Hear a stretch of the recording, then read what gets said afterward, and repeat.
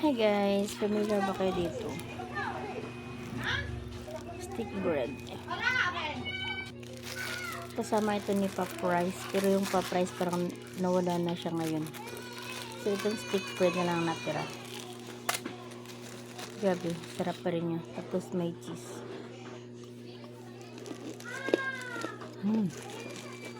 Ang lutong.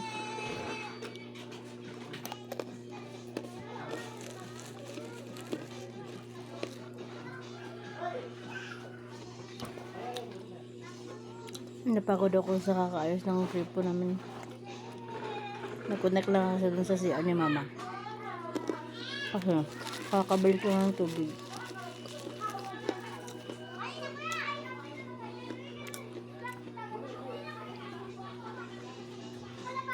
As in whole day na nawala ang tubig guys. Tapos hindi na, babalik lang siya tuwing hapon, ganun. Yung tubig namin dito free lang siya, galing sa bundok,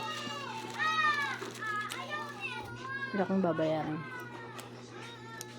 Pero sobrang daming taong gumagamit, kaya siya hindi niya afford mag-sustain ng whole day, kaya siya nawawala.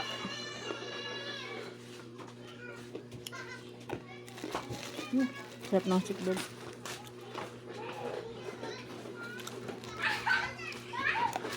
Meron ako dito dalawa. Paubos na.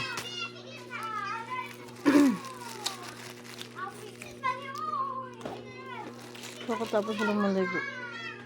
Kasi nga, naghihintay ako ng tubig. Nung oras na 4 PM na.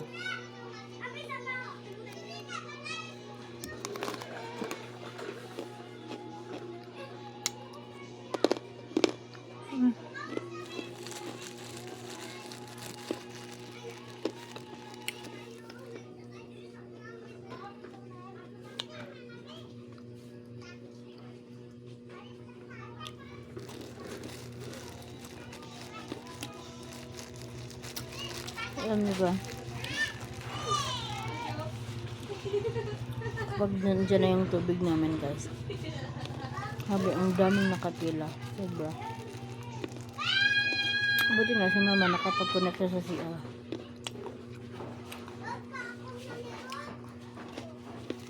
Kaya ako nag-invento na magkukunak ng hose kanina.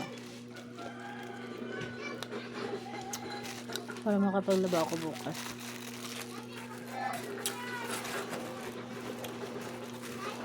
Bus na guys. Kasi kapag hindi ka hindi mo babandayan ng tubig, naku, as in kawawa lang talaga. Kasi kami dito guys sa lugar namin, tubig lang talaga ang binabantayan namin.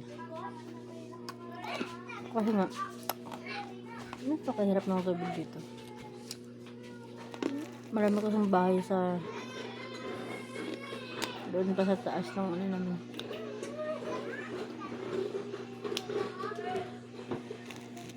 Maraming pinagdaanan ng hose. Kaya bilang dadating ang tubig. So kapag nandyan na yung tubig, kailangan mo talaga mag-imbak. Buti nga marami akong container. At meron din ako ng anong tawag doon, yung imbakan ng tubig ba?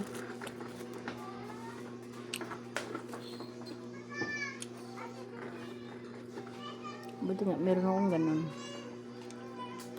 Kaya nilagyan ko na lahat. Kasi mayat maya wala naman yung tubig.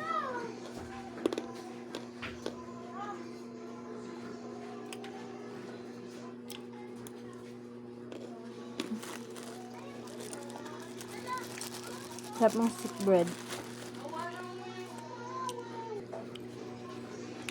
Masakit na pa nga ako sa kakanguya.